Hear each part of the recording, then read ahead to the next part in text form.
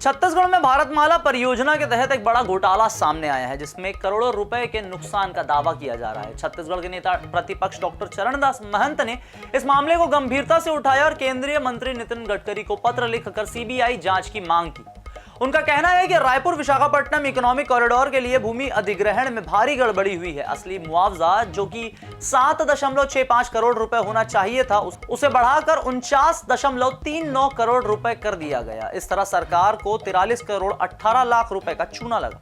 महंत का आरोप है कि इसमें 100 से ज्यादा सरकारी अधिकारी और कुछ जमीन मालिक मिले हुए थे। उन्होंने फर्जी तरीके से रजिस्ट्री और नामांतरण करवाया, मुआवजे की रकम को कई गुना बढ़ा दिया। यह सब उस वक्त हुआ जब जमीन अधिग्रहण की अधिसूचना जारी हो चुकी थी। डॉक्टर चरणदास महंत का मानना है कि यह सिर्फ एक जगह की बात नहीं, बल्कि पूरे प्रदेश में ऐसा खेल चल रहा है।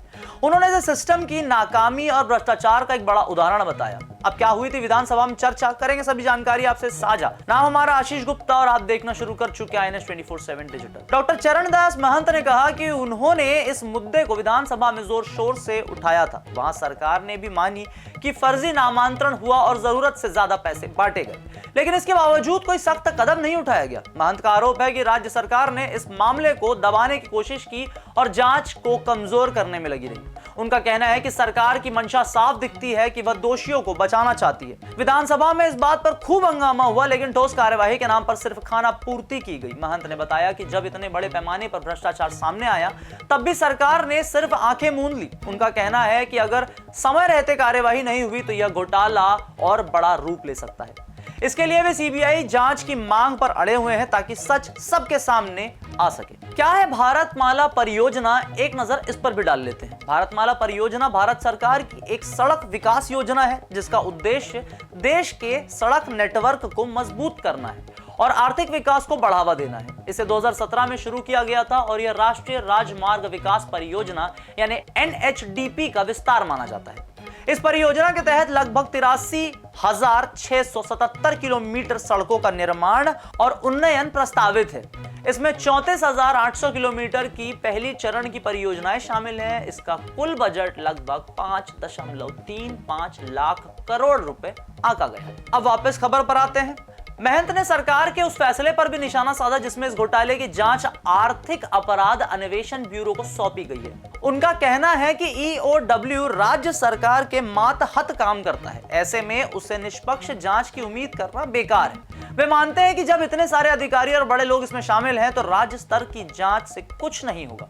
महंत का तर्क है कि सीबीआई जैसी स्वतंत्र एजेंसी ही इस मामले की गहराई तक जांच कर सकती है और उनका कहना है कि अगर जांच सही दिशा में नहीं हुई तो न सिर्फ दोषी बच जाएंगे बल्कि भ्रष्टाचार को भी बढ़ावा मिलेगा। वे चाहते हैं कि इसकी पूरी पड़ताल हो और बड़े अधिकारियों की भूमिका भी सामने आए। महंत ने यह भी जोड़ा कि EOW के पास न तो इतना अधिकार है और न ही संसाधन कि वह इस तरह के जटिल मामले को सुलझा सके। डॉक्टर महंत ने इस घोटाले को सिर्फ अभनपुर तक सीमित नहीं माना। उनका दावा है कि भारतमाला परियोजना के तहत पूरे छत्तीसगढ़ में ऐसे गलत काम हुए हैं।